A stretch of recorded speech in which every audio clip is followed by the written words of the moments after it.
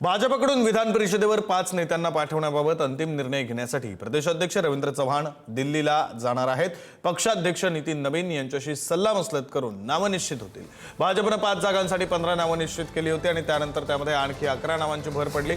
प्रदेशवार प्रतिनिधित्व देण्यावर तसंच संघटनेमध्ये काम करणाऱ्या कार्यकर्त्यांना प्रतिनिधित्व देणं असं यावेळचं सूत्र आहे।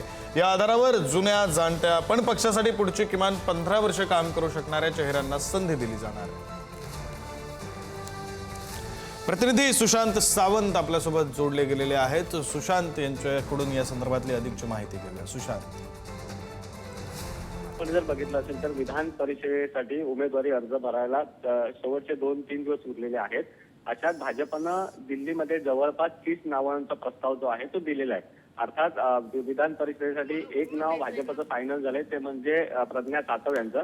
मात्र इतर 5 नावं जी आहेत ती कोण असणार आहे हे बघणं महत्त्वाचं ठरणार आहे। यासाठी भाजपचे प्रदेशाध्यक्ष रवींद्र चव्हाण यांचा दिल्ली दौरा जो आहे तो महत्त्वपूर्ण मानला जात आहे। अर्थात जी आपल्याला माहिती मिळते विक्रांत, त्यानुसार येत्या 48 तासात भाजपची विधान परिषदेची नावांची यादी जी आहे ती जाहीर होऊ शकते आणि त्यासाठी रवींद्र चव्हाण हे आज दिल्लीत आहेत आणि या नावांवर सविस्तर चर्चा होणार आहे।